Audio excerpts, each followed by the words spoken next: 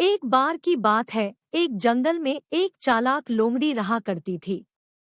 गर्मियों के दिन थे और वह भूख से परेशान होकर जंगल में भटक रही थी।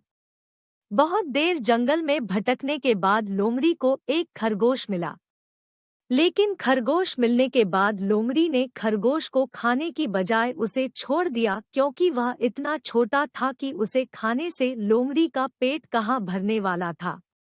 इसके बाद लोमड़ी आगे बढ़ी, फिर से जंगल में भटकने लगी। कुछ देर जंगल में भटकने के बाद भूखी लोमड़ी को एक हिरण दिखा। हिरण को देखते ही लोमड़ी के मुंह में पानी आ गया।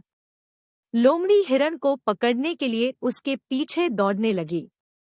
लोमड़ी ने अपनी पूरी ताकत से हिरण का पीछा किया, पर हिरण लोमड़ी की पकड़ में नहीं आया। अब लोमड़ी खाने की तलाश में बहुत ही थक चुकी थी।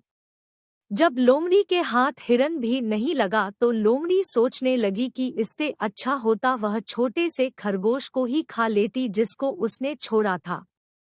कुछ देर आराम करने के बाद लोमड़ी खरगोश को ढूंढने के लिए फिर से जंगल में भटकने लगी। जंगल में खरगोश को ढूंढते हुए लोमड़ी वहां पहुंची जहां उसने खरगोश को देखा था। लेकिन लोमड़ी को वहां खरगोश नहीं दिखा।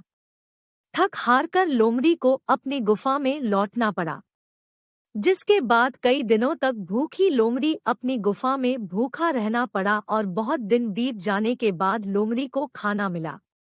कहानी की सीख। उपरोक्त लोमड़ी की कहानी से हमें यह शिक्षा मिलती है कि हमें लालच नहीं करना चाहिए। यदि लालच किए बिना संतोषी जीवन जीते हैं तो आप सुखी रहते हैं।